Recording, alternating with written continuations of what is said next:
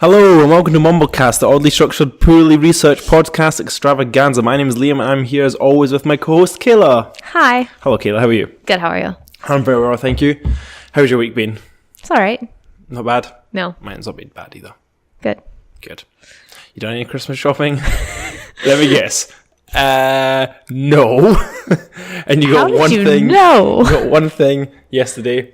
It's not for Drake, and your Amazon cart's full. Yes, it's like you read my mind. I think I read your mind. I'm pretty good at this. What about you? I don't know. You tell me. Can you read my mind? You bought one thing for your brother, and you've bought a lot of things for people that you're not seeing at Christmas. Close and enough. You have Christmas cards that you have not filled out yet. Yeah, that's exactly. So, in case you haven't figured out, guys, we just did this intro and then it didn't play. Well, I didn't record it right. So we're redoing it, but we now know everything about each other. Yep. Now everything, actually. So we did talk about how last week we did movies and then we watched Die Hard, but we didn't watch Die Hard, but really that's boring. So should we just get into it? Sure. All right. Should we say what we're doing first? Oh, yes. Okay, well, I don't know. Kayla, do you know what the 10th of December is? I do. And do you know what's been going on for the 10th of December for the last 117 years? Yes. What? I did it again. The Nobel Prize awardings. That's correct. Yes. So this week, the Nobel Prizes have been, or are being... Today. Delivered? Not delivered. Awarded. Thank you. And so we're going to have a wee chat about where they've come from, what they are, and some of the people who won them.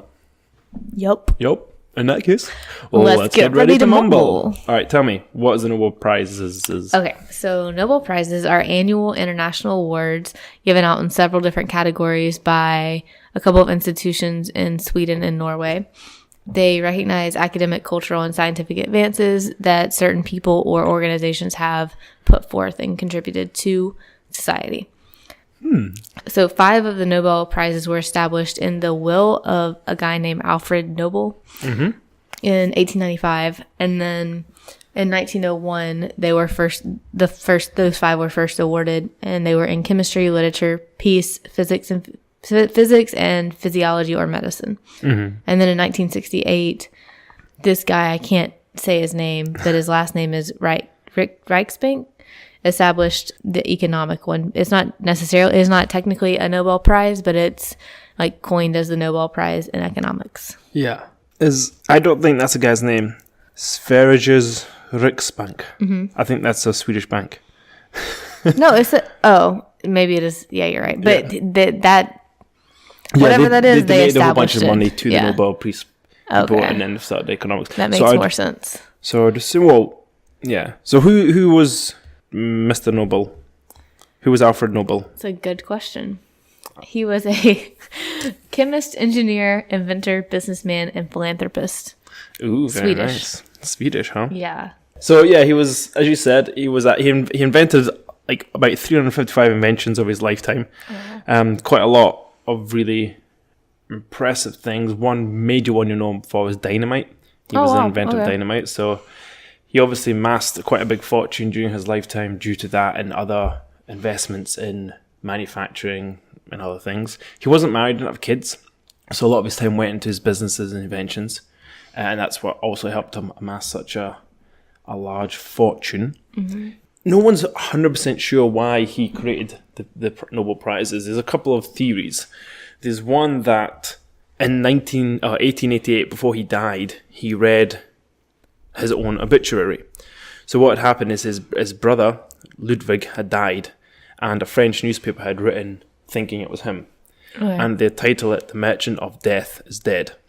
And he obviously felt very disconcerted by this, and because of his inventions, which helped different military or armament kind of things of dynamite and all such, that he didn't want to be remembered for these bad things, essentially. So he thought, from then for the next 6 years, he wrote and rewrote his will to try and change this as such.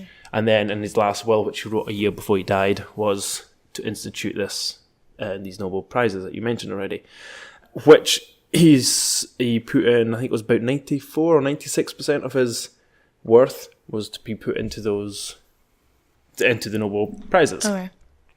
Everyone's quite familiar with why he put in the first 4, or the physics, chemistry, literature, what was it, the medical and physiology. Yeah. Physiology. No one was quite sure about peace.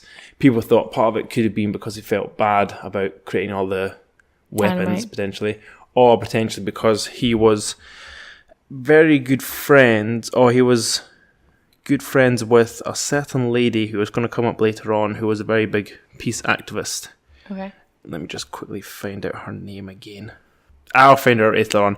She was awarded the Peace Prize at some point, and it suggested that she was a big influence on him Okay. choosing. I think she might be the first woman to win it. I'm not sure, but anyway, that's that. So the Peace Prize itself is really, or the institute that runs it, is really interesting because they basically, his fortune goes to them, and they've got to use his fortune. And how they do that is they amass money using his fortune on things, and they invest it. So basically, an investment company, Okay. and they invest all this money into stocks, bonds, like hedge funds, and all these sort of things to kind of amass more money. Mm-hmm. And all that money is then either used to forward on the institute, or some of it obviously given away as prizes. So over the years, as they become more successful as investments, the prize money actually for the Peace Prize increases. Okay. And they don't nominate anyone, they don't vote for anyone, they are merely just the benefactors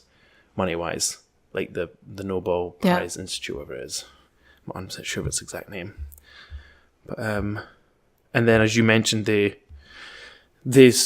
give off the nominate, or the people that kind of control each prize to different institutes. So you've got the Karolinska Institute in Sweden, which does the physiology and medicine. You've got Norwegian Nobel Committee, which do the peace. The Royal Swedish Academy of Sciences, which do chemistry, economic sciences and physics. And then you've got the Swedish Academy, which does literature. Okay. So they all present and go through the sort of workings out of who's going to be the chosen that year. 4 of them obviously being in Sweden, and 1, the Peace Prize, being in Norway. What else have you got? So going off of that, the way they nominate them is pretty interesting. Yeah, because how would you do it? Because, like, how do anybody know? As in, I guess when you... I mean, who was your head girl? Were you anywhere near We head girl? don't have head girls. What do you do? You must have, like, head something. You have like student body president or something. Yeah, I have no idea who ours was, but Did you know how to do it? Did you have, like, a nomination process? no. Oh yeah, they did. I never voted or was in it. Huh. I wasn't popular enough. Oh, okay. So many that was I. We had head boy and girl, and then the whole year Like in voted. Hogwarts. What? Like in Hogwarts. We had houses and everything. Really? Yeah, really, really. Oh my gosh. So you had to, people nominated, and then we had to vote from the nominations, and then the teachers had like the final vote. So even if someone like overall won, the teachers could then veto it. But Wait, how did you get put into these houses? Did you have a sorting hat? not quite a sorry hat. It may have just been picked at random. I'm not 100% sure. Or what primary school you went to, I'm not sure. But you came in and we had 3 houses: Dunstan, Rosefield, Brunston, and something else. I can't remember the name of the houses. But they were yellow, green, red, and blue. No, yeah, yellow, green, red, and blue. So they all had different colours. You're making this up. No, for sure. Did you get points? We had ties that had different colours. We did have points, but didn't go into that. It was a little bit... No one really took hold of it to process Did that. they right, watch but- Harry Potter and then base this off of that? Well, I joined school after Harry Potter, so possibly, but the movies aren't out yet, so I don't know. I joined school was in 2000, Yeah. so the This movie is hadn't so been out cool. yet. But I can't remember if the houses were implemented when I joined school or after I joined school. Can't remember. I'm very intrigued. We will discuss this later. Okay. Okay, so the way it happens is nomination forms are sent by the Nobel Committee to about 3,000 people. This is September before the awards happen. So like for this year, for 2018's awards that just happened today, this would have been last September. So 2017 September. Yes. And is that 3,000 over all categories, or is that 1,000 per category? Like per... 3,000 total. So Okay. those are to prestigious academics, like in the fields that are categories, governments, former Peace Prize. So the name of the recipients are called laureates. Laureates, yeah. Yeah, so former Peace Prize laureates and then current or former members of the Norwegian Nobel Committee. So that would be for the Peace Prize, because the Nobel Committee is the Peace Prize one, and then so I'm assuming it's the same thing for every other one, but maybe not governments for physics and stuff. Okay, yeah. Okay, so they send all these out, and then so that's in September, and then the deadline to have them back in is January 31st. Okay. So they have a little while to put them in. So they take those nominations and they narrow it down to 3 potential laureates. But at that point, they're not announced or they're not announced like to the public and also the people who they narrow it down to aren't told yet. Okay, so this is kept within that committee that I'm discussing. Okay. So once that happens, all nominations are sealed for 50 years. So if you're nominated, you have no way of knowing unless you win. You have no way of knowing for 50 years. Wow. Okay. So then they prepare a report of all the 300 and then like go through it, review it, and vote based off a majority vote. And then once the decision's made, it's immediately announced so that they can't, like, there's no going back. No appeal or anything. Yeah, no appeals. What else? Oh, they can't award what is that word? If they're dead, they can't get the award. But if they've been nominated and announced and then they die within, so the announcement happens. Well, posthumous. Yes. I just should remember what the word was. I don't know when that announcement happens. But like, so they get I think it's announced in October and then it's awarded in December. Okay, so if they die within that time frame, they can still be awarded, but not like you can't choose somebody who's already died to receive the award. Okay. A maximum of 3 laureates in 2 different works may be selected per award, and only individuals can accept the prizes, except for the Peace Prizes, they can be awarded to institutions. Okay, so that makes sense, I guess.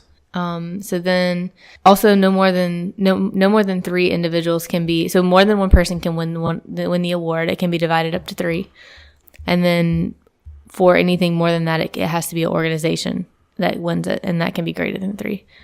Okay, I see what you're saying. Yep. And then once they do that, they all accept the Peace Prize. So everything except the Peace Prize is presented in Stockholm at the annual prize award ceremony on the 10th of December, which is the anniversary of Nobel's death. Okay, so that was 2 days ago. Well, 2 days from recording this. Yeah, so Saturday. Yeah. Okay. And then the Peace Prize is awarded in Oslo. Okay. And then they receive a medal, a diploma, and a sum of money. I think the King of Sweden or something gives out the prizes, right? Yeah, so he gives out the diplomas. The medals, I don't know if he gives out those, but they're 18 karat green gold.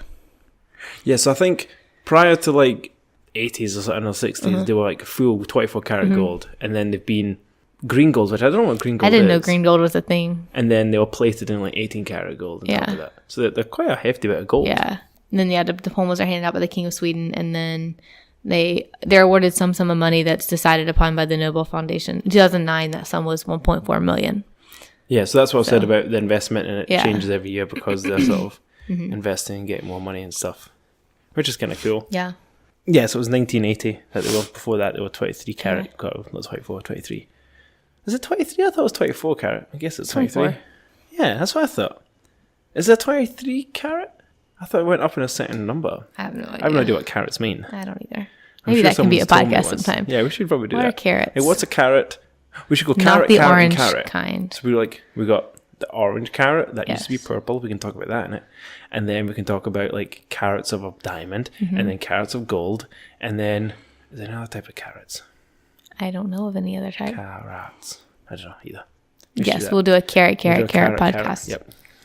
No, as long as just don't abbreviate it. How about the curly K? It'll be fine. No, because the other carrot's a C. Yeah, I know. So we're good. Oh, yeah, okay. Wait, is a K for gold C as well? Yes. No, those are Ks. How about K for... Oh, maybe they're Cs. No, I think it's Cs.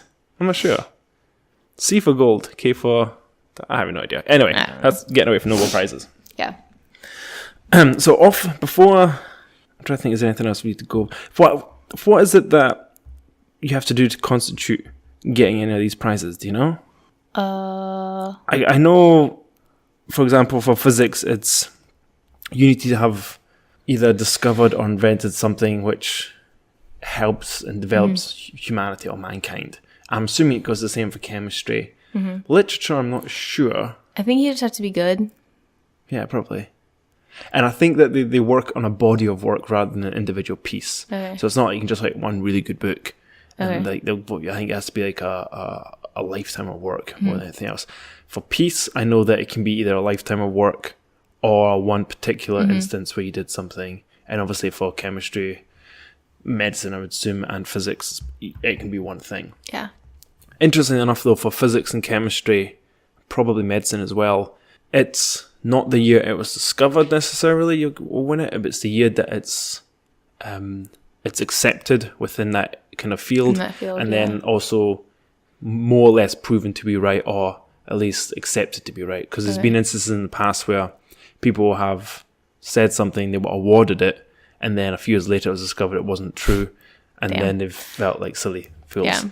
So there's a number of people who have actually invented something or discovered something, and it's been 30 years or so before they've actually been awarded the prize because it's not been either accepted or proven beyond doubt type thing, which is quite interesting. Yeah, that is. Yeah. Seems crazy. As in, I don't know how much...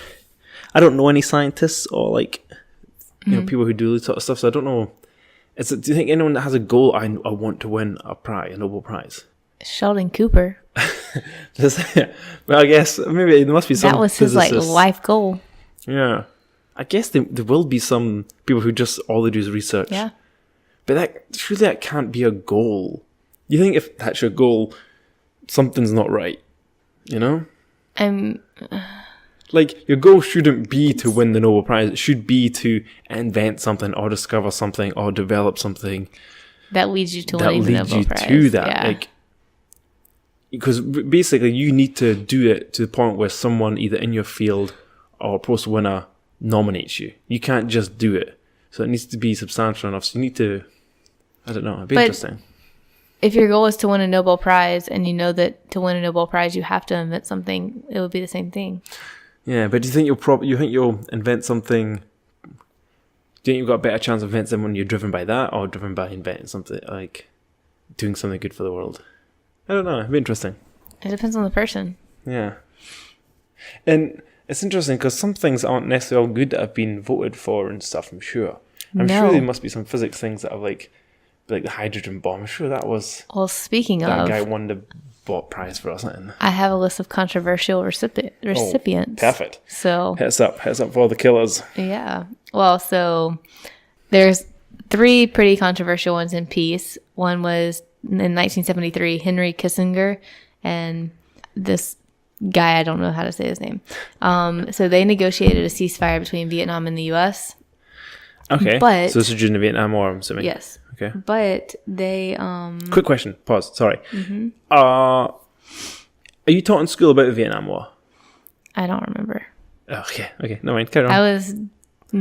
like, history was not my strong suit. Okay. Carry on. So when it was announced, both sides were still engaging in hostilities. So it was kind of just like, why are they winning it if, like, they negotiated the ceasefire, but they're still fighting? So yeah, it's just very odd. That's strange. And then the next one was 1994, Yasser Arafat, Shimon Peres. Hold on. Apparently it was saying, sorry, I'm just looking up the same thing as you. Apparently people believe that Kissinger was actually the complete opposite of a peacemaker and that actually responsible for widening the war. Yeah. That'd be crazy. Yeah. Ew, wow. God, that's a complete faux pas. Yeah, for anyway, sure. Sorry, you were saying Yasser Arafat? No. Who did he say next? Yasser Arafat, Shimon Peres. Shimon Peres, yeah. And good luck. Yitzhak Rabin. All right, good. They in 1984 they received it for their efforts to make peace between Israel and Palestine.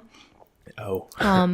And immediately after it was awarded, one of the 5 Norwegian Nobel Committee members denounced Arafat as a terrorist and resigned. So wow.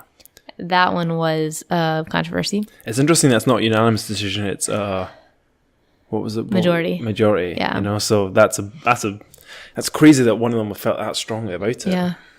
And then the last one was... But Yasser Arafat is a well-known name as a terrorist, right? Or as like a bad person in the Middle I East. have no idea. I think that rings a bell, but I don't want to say... I'll take it back just in case I'm totally wrong there, but that name rings a bell for me watching the news when I was younger. Anyway, I have continue. no idea. Sorry. And then the last pretty controversial one was in 2009, Barack Obama. So I remember him winning it. okay, so apparently he was nominated. Nomination closed 11 days after he took office. Okay. So, but the evaluation and so they go through this process of evaluating and choosing that occurred over the next 8 months of him being in office. So he didn't feel like he deserved it because he hadn't had time to prove You do anything. Yeah. And then he didn't feel like he'd be worthy of the company it placed him in. Mm-hmm. And then some of the other laureates were divided. Some saying he deserved the award. Some saying he didn't. He was awarded it, and then it was just a controversy because of that. If he actually had time to prove if he was. Even now, though, I'm not sure what he did in a peace way. I'd have to look into it. Yeah. I'd have to look into any of the peace people because there's a few that I was like, what did he do? Yeah. I just don't know. Yeah, for sure. And I guess it's even now I'd be baffled to think what he did that would. Yeah, I don't know. I have to look into it, but yeah, interesting. But that also, so part of the controversy with that is that it was prompted accusation of left-wing bias because he became another one with Jimmy Carter and Al Gore to have won them in the past. So, well, it'd be funny. Imagine Donald Trump did something, miraculously did something to help Palestine and Israel, or relations between Russia and Slovakia or something. Do you think he'd ever win it?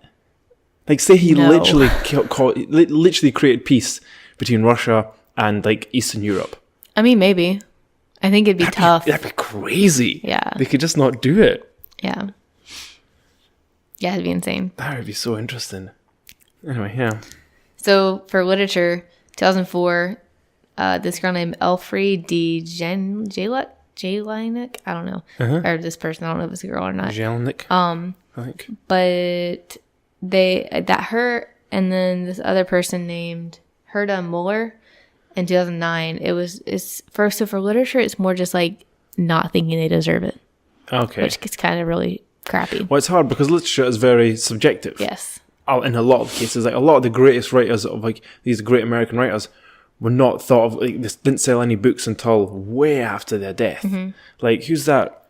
The guy who wrote Mice for Men. Who was that? Can you remember? John Steinbeck. Okay, so people hated his book. Nobody liked that book. It was complete rubbish. I hope that's right. It could be, I don't know. And then only hundreds of years, or tens of years later, was it ever considered a classic, and now it's read in almost every high school in America. Mm-hmm. And it seems crazy because, anyway, it's subjective. Yeah. But what did these people write? Do you remember? No, I have no idea. So for the Herta Muller one, it generated U.S. critics and criticism because a lot of people were ignorant of her work, and it made it seem like it was very Eurocentric. And the winners were very Eurocentric because a lot of the literature winners have been from Europe. Yeah. And then for science, well, I guess it's maybe hard because translation of stuff isn't the same, and it's hard for them to read or understand. Mm-hmm. Especially even with the context of how it's written, it must be, it doesn't always translate the way it was meant and the way people. I don't know. Anyway, yeah. I get that. Makes sense. And then for science, 1949, Antonio Egas Monins, I don't know if that's his last name. He received the prize for his development of the prefrontal lobotomy. Okay. And so the previous year, this other doctor had created a version of the procedure which was faster and easier. But then, so there was a lot of publicity around that procedure because for medical ethics and stuff. And so then that became a controversy with the other guy winning it. Because a clotomy or lobotomy, it became really popular in the U.S.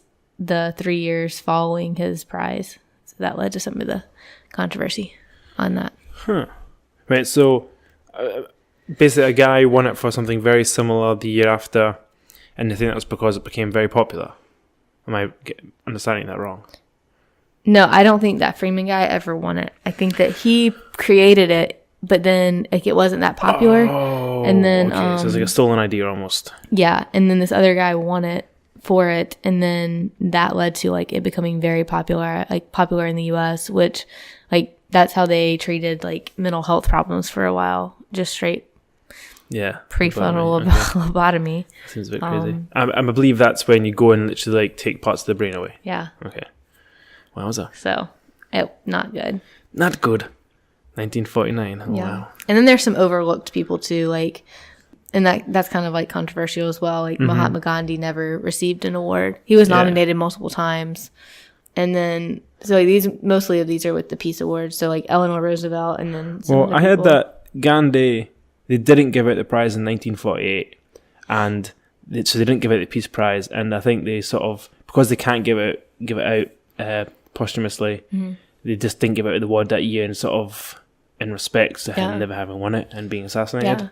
I believe. Yeah, I say I believe. I'm reading that directly from our information page, but yes. Who else did you say? I recognize the last name. Eleanor Roosevelt, and then there's some other ones that they think should have gotten them, like Vaclav Havel, Ken Saro-Wiwa, Sari Nusseibeh, and Corazon Aquino. I'm sure you are absolutely killing those names, but am. I don't know who any of them are. I best. even don't really know who Eleanor Roosevelt is. I just know the name. Yeah, same. Okay, we should probably look into that. We need to update our history a little bit, I think. Yeah. We need to be like Brandon, my flatmate, and just start reading his books. And then there is also some multiple laureates. So these are people who like have received multiple awards. So Marie... so the same award again, or like multiple disciplines? Both in some cases. So is her name Mary Curie or Marie Curie? I've always called her Marie Curie. Okay. But I think that might be just a British way of saying Marie. Yes. Or Marie. So she won it for physics in 1903 and chemistry in 1911. Oh, 1903, so like the third time or second time. So she did gamma radiation with her husband, I believe. And then she did something to do with, I'm going to guess something to do with, actually I don't know what the chemistry one was. The isolation of pure radium. Oh, okay, there we go. Yep. I think they both died from radioactive. Probably. I believe that was Linus Pauling won it twice. He won it for chemistry in 1954 and peace in 1962. Who, sorry? Linus Pauling. Never heard of him. So 54, it was his research into the chemical bond and its application to the structure of complex substances. And then he was awarded the Peace Prize in 1962 for activism against nuclear weapons. Huh, interesting. Yeah. John Bardeen won it for physics in both 1956 and 1972. In 1956, it was for the invention of the transitor, and 1972 for the theory of superconductivity. Huh, nice. Yep. They're both quite important things. Frederick Sanger, he won it twice in chemistry, 1958 for determining the structure of insulin molecules, and 1980 for inventing a method of determining base sequences in DNA. Wow, again, both things really important. And then the Red Cross has won the Peace Prize multiple times. 3 times, I think. Yeah, 1917 and 1944 for World Wars, and then 1963 during the year of its, is that like centenary, like the 100-year? 73? Yeah. 100 years of what? 1963, the year of the Red Cross's centenary. 100 years of it, maybe. Yeah, okay. Yeah, I think so. I don't know when the Red Cross is done. The United Nations High Commissioner won it twice for refugees. It can't be 100 years because I think 1901. The Red Cross is 100 years. Well, I think in 1901 when it was first awarded, the first guy to win it was the guy who created the Red Cross. But maybe he had created it 40 years earlier. I don't know. Okay. Can't remember his name. I tried to say his name earlier when I was speaking about another person. The first Nobel Peace Prize went to the Swiss Jean-Henri Dunant Right. for his role in founding the International Red Cross movement and the initiation of the Geneva Convention. Cool. Also, the Red Cross probably was prior to that. Okay. Oh, you're right. 1863. Good. Yeah, bang on. Cool. Yeah. So that kind of takes us... Well, do you have anything else before we go into, like, this year's? Can you think of... Do you know any other famous people that won it? No. Like, some of the most famous? I know Albert Einstein won it for his theory of relativity, I would assume. I know Mother Teresa. Do you know Mother Teresa? You heard of Mother Teresa? She won it. Obviously, I think Al Gore's won it. And who else do I know has won it? I was going to say Marie Curie. I knew that beforehand, but not. Who else do I know that's won it? I don't know if I know anyone. Oh, is it Alexander Fleming? The guy who created penicillin? Is it Alexander Fleming? I think so. I only know him because he's a Scottish inventor. And he created penicillin kind of on mistake, but still. And that's about it, I think. You're correct on Fleming. Any more Nobel Prizes? Do you know any? Oh, Martin Luther King won it. Oh, yes, I did know that, actually. All right. He would have won the Peace Prize, I would assume. Yeah. There probably isn't any others. I'm trying to think of any authors that I might have known. I think I was going to pretend like I knew these people. I'm actually looking up a list, but there's no way I'd have known anyone else. Hemingway, he was a writer, right? Yeah, he won it. Yep, Ernest Hemingway won it. And I wonder if any more famous people. I say famous, just well known. Oh wow, Bob Dylan. Really? For writing or for peace? Singer and songwriter. For writing. These are the literature writers. Bob Dylan. So literature works. That's cool. John Steinbeck. I know John Steinbeck. What did he do? That was the one Of Mice and Men. Oh, T.S. yes, Eliot. I was going to say. Okay. He's a poet. Yep. William Faulkner. Huh. I know I know these names. I don't necessarily know what they've written or anything, but that's kind of cool. I'm not really sure who any of these. I'm sure. I think the funny thing is we know about these ones, and they've probably done the least good. Some of these people have done. I know that there's years where people have it's like, oh god, no one's done that good stuff. Let's just think of someone. But well, speaking of that, I don't actually know if that's why, but I do know that this year, 2018, the literature one is postponed. They aren't awarding literature this year. JK doesn't need it now. I mean, I don't know why she wasn't awarded it, but yeah. Did she ever be awarded it? No. Why not? I don't know, but because J.R.R. Tolkien was on one of the ones that they think has been overlooked. Mm-hmm. Now, do you think it's because his literature was a big part of it was fantasy? Probably, and I think that's why she'll not get it as well. But as in her detective novels with a pen name, I've been told are really good. Have you read them? No, of course I haven't. I know, but they're so good. And Harry Potter is. It has changed the world. Yeah, it has. Literally changed the world. And what constitutes this more than someone who's changed the world? All right. So, Nobel Committee, send us some nomination forms, and we will complete them for literature and put J.K. Rowling on them. In this modern era, who else has written something more that's affected the world? Nobody. Brought people together. You don't have to justify this to me. I am all on board with it. Well, I know, but I'm justifying it to our listeners. Listeners, vote for J.K. Rowling because she needs a Nobel Peace Prize. I always say Nobel Peace Prize. Yeah, everyone does. Everyone automatically Nobel does the Peace Literature Prize, which is weird because yeah. It's also quite an arbit. Well, not an arbit. It's like a random. It's almost like what was biggest in the news. Like remember that time that Pakistani girl who was shot in the head because she got raped or something. I can't remember exactly the story. And I said that. I should have said that, but it was something like that. Yeah. And she won it, and I guess she was an activist, so I guess that, for human rights and stuff, but I don't know, it just seems like, how much did she do, and how much was it just people using her to do that, Mm-hmm. I don't know enough about the story, so I'm probably coming across as a bit of a dickhead, but no, I just don't know. I just don't know. So I've got a long, because there's been about just under 1,000 people winning this prize, or 1,000 people institutes. Only with 12% of them or something being women, which is kind of awful. It might be more than 12%, but it's not much more than 12%. And I don't know. I haven't heard of any of the names, and some of the stuff. I have no idea why this has been awarded it, but you just know that it's probably had a massive input into the rest of the world. I'm going to try and find one that just. Let me see if I can find one that actually sounds like it might mean something. Okay, in 2003, Roderick McKinnon for structural and mechanistic studies of ion channels. I have no idea what that means. And me either. I don't really want to know what it means, but no doubt it has made something amazing that's helped something amazing happen. It's just it's crazy. And that was only in 2003. Imagine what would have happened actually when people were properly inventing things. Mm-hmm. Been really interesting. Which one of them, out of there's 5 of them, and we'll include economics, why not? That's not true, that. Out of the 5, would you have liked to have, or would like to have one? The medicine one. Yeah? Why? I think it helps the most. I guess peace also helps the most too. Medicine and peace, I think, help the most. Do you think peace helps the most? Medicine and peace. Yes. So I think peace might help the least. Why? Now, this is a whole different topic we could get into, but I don't fully believe in peace.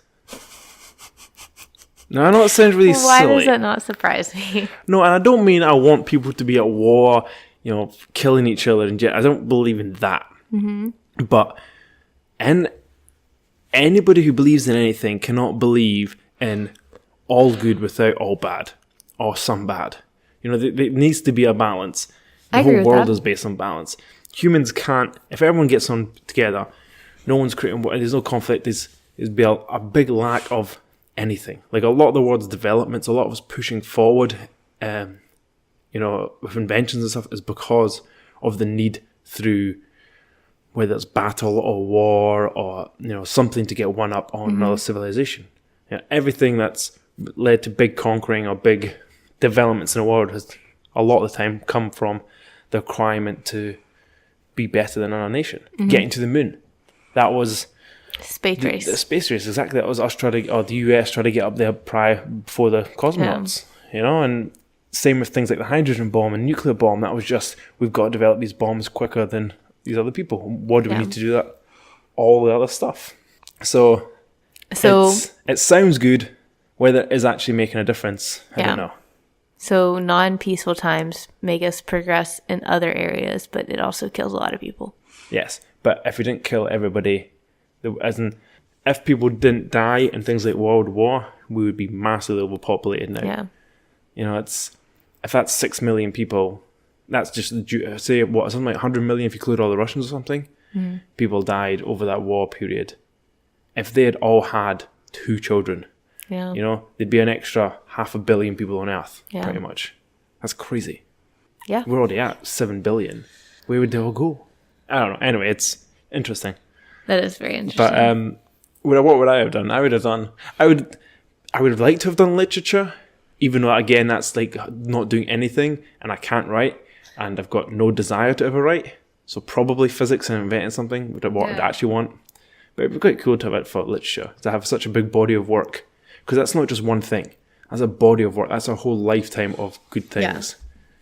So that's giving thumbs up to your life. You could have invented one thing that's amazing and then go kill 20, 30 people.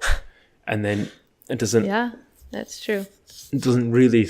Or you could have done something on a fluke. Like, I guess Alexander Fleming, although it was a bit of a mishap, he did end up developing it from that mishap. But it was a mistake. Yeah. So you can't have a mistake and write a body of work that's substantial. I don't know. Yeah, that'd be cool. No, I think it's a really, really good thing because it does drive people a little bit to do this, and it acknowledges people in a way that maybe some people need to be more aware of. Yeah. But I mean, hell, I'm more interested in the Nobel Peace Prize than the Grammys. Yes, or very much the so. Oscars or anything like that. Mainly because they just give it to random people who don't deserve anything. Don't get me started. Well, do you want to know who this year's winners are?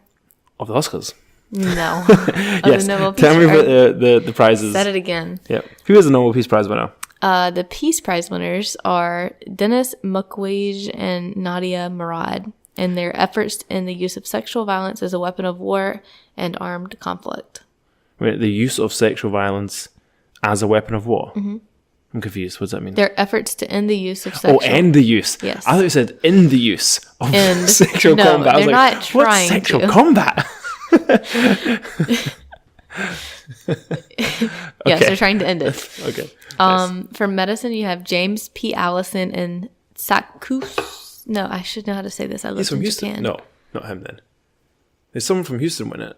Sasuke Hanjo for cancer therapy by inhibition of negative immune regulation. I think he's a Houstonian. Really? I think so. I have no idea. I think that's where I heard about this on the radio. Cool. So he's went for, okay, it's nice, good. Yeah. Physics, you have Arthur Ashkin for optical tweezers. And then you have two other people. Did you see that grape getting surgery? That what? The grape that got surgery. No. Oh, so there was all these like memes going online about his grape, because there was like a video of a wee grape and like someone was doing surgery on it, so it was like cutting the skin and peeling it back using like lasers and tweezers and stuff. I think that might be part of that. Maybe. I might have to look that up. It's supposed to I'll be send you the video. replicating It's an really eye. cool. It's supposed to be replicating an eye. Maybe. Oh. Could be, yeah. And then Gerard Maru and Donna Strickland for their method of generating high-intensity, ultra-short optical pulses. Then chemistry was Francis H. Arnold for directed evolution of enzymes.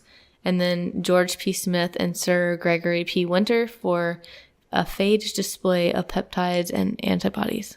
Okay, it could be one of them, Smithsonian. I can't remember. And then last is the economics one. It's William D. Nordhaus for integrating climate change into long-running macroeconomic analysis, and Paul M. Romer for integrating technological innovations into long-run macroeconomic analysis. Well, that bit sounds boring, but the rest of it sounds quite interesting. I think it's interesting that the physics stuff is all optical stuff. Yeah. Like both of them. One, like both the group of two and the other guy, one for optical stuff. Yeah, that would be... I wonder if it's just... There's been a development in the last couple of years that's helped them develop these things, you know? Maybe. Like maybe a past Prize has helped them do that. That'd be interesting to know. Yeah. So all the Peace Prize medals, they all get a medal with that guy's face on them. As like a side profile of Arthur Nobel. Arthur, was it? Arthur, Yeah. I think. Or Alfred. Alfred Nobel. Yeah. I kind of want to see one. I wonder where they're all kept. There must be some in a museum somewhere, right? Probably. But I think they said that they were really, like, during the war times, they were really bad for being stolen and stuff. So Yeah, I'm surprised. Apparently, I read somewhere that one guy dissolved his in some acid, and then after the war, he like got the gold back. Because obviously, the element doesn't go away, and he got the gold back from it afterwards and remade the medal, which is kind of cool. I think that's seems like a very long process. Well, I think you probably just drop it in and it dissolves, and then getting it Okay. back, you probably just Melt I don't it. know what you do. Well, heat it'll it be up. liquid, so you have to take it out of the. Cast it's like, you know how you cast sometimes iron. put water. Yeah, but you know how sometimes put water on like a filter, like a salt water, and you get that salt residue. I think it's probably something like that. Okay. But I don't know for sure. Maybe it needs electricity. I don't know. Anyway. Well, that's an interesting topic. Slightly Yes. different from movies or Christmas. Yes. And I hope you guys learnt something. Very If anything, informative. remember the name Alfred Nobel, 1901. He invented dynamite. And there's 5 awards. What are the 5 awards again? Chemistry, physics, physiology, physiology and medicine. I can't say that word. It's good. Economics and peace. Take away economics, put in literature, Literature. and yes. economic came after, Economics which is- isn't specifically a Nobel Prize. They're all awarded in Sweden from the king, apart from peace, which is in Norway. Just try to give them hints to remember for like quizzes and stuff. For when they get on Jeopardy. Yeah. Marie Curie is the only female to win it for 2 different things, which was chemistry and physics. A bunch of men have, probably, in some institutes. Oh. Red Cross has won it 3 times. What else did we learn today? They win money and They a win. medal and a diploma. Money that changes, a medal and a diploma. I don't know if diploma is just a certificate of actually like, as a diploma. I have no idea. No idea. We didn't research that much. No. Okay, well, I'll do it. Yeah. All right, cool. Shits and hits? Question mark? I mean, I would say a hit would be this Would you great actually say a hit? movie. No, okay. I enjoyed it. I mean, it's fine movie, but I don't... Okay, you go. You tell me. It made me. I was very worried about his mental stability the entire time. Like that is what pulled me in. Like seeing his world shattered in the very beginning, that immediately hooked me. And then like watching him just like I don't know. That got me. And then I worried about him the rest of the time. And then I stayed awake because I wanted to see him happy in the very end. So if you're not understanding, guys, we were talking about the award-winning movie Face Off, and Kayla is responding to John Travolta, who became Nicolas Cage's portrayal of John? No, what was the guy's name? I don't remember. I feel like it was John. Castor. The Castor Troy was the bad guy. Yeah. The good guy was, because his son was called Michael. Sean. Matt? I think it began with an M. Sean something. Yeah. And how he saw Castor Troy become his face and then take off with his wife. And I can never get over that, I don't think. Like, it would be... No, he has some major... Same with his wife, though. That'd be really traumatic for your wife. And the kid. Yeah, it's Sean Archer. And then taking on that kid at the end as well. I'd be like, get to France. Kid could go in the system. It was really, really strange. But... You enjoyed it? I did. Wow. Did you enjoy it more than Die Hard? I mean, I slept through most of Die Hard, so You've seen Die Hard before, right? Yeah, I have. Okay. I like Die Hard. I like the action-y stuff. They're two different movies. Die Hard has like the action-y stuff, and then Face Off was like, literally Face Off was just like emotional, like for me, just his mental state. I was very concerned. Yeah. Face Off was very 90s. I know Die Hard came out in the 90s too, but it seemed to have less 90s-ness about it. And all the explosions in Face Off were sparks. Like this weird kind of like fireworks sparks. Didn't seem like fire, which it was in Die Hard. Oh, the special effects were horrible in Face Off. Yeah, I will give it that. It was strange. Remember we saw a guy attached to the wire. The wire, We had to rewind it and see a guy clearly attached to a wire when he got blown back by a shotgun or an explosion or something. So that was your hit this week. Yeah, I don't really have any shits. What about you? I watched Predator, the new Predator movie that came out. I streamed it, and it was... See, I think Predator's got a really good lore about it, and it could be something good, and I just wish a studio would be like, okay, we'll give you less money, but I want you to make like a good, kind of gritty, really kind of lore-abiding movie. But instead, they just kind of create this blockbuster crap, which just doesn't suit, and it seems to jump about, and it's just no good. Like they had a whole bunch of actors in it, too many almost, and it didn't... Nobody felt... So Predator is all about a fear of being hunted by something that you can't handle. By an alien, yeah? Yeah, by an alien, and you have to come, like... What's the word? You have to basically come out on top. You have to somehow beat this like this predator, this alien. But they didn't portray it like that. At no point did you feel like they were being hunted or they were being... that they had any less of a chance. Yes, the hunter killed, or the predator killed more of them, but I don't know, you always felt like there's a standing chance, even a one-on-one, and you're like, no. And it ruined it. The same way they're ruining the Alien movies. I haven't seen any of them.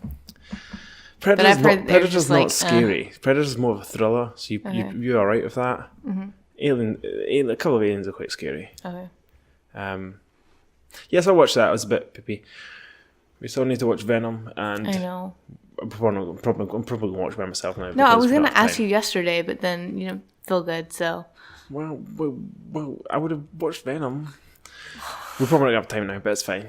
I'll send you the link so you guys can watch it legally on a streaming website. Damn, streaming network thing.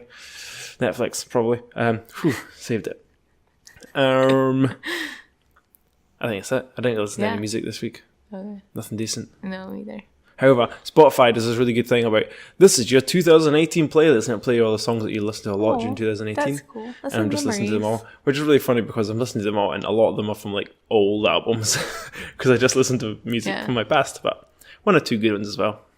Cool. I think my favourite song from this year is a song by a band called The Wombats, and it's called Cheetah Tongue. Is that like Casey and the Wombats? No. Are you sure Casey wasn't part of it? Yes. Because it's a British band called The Wombats.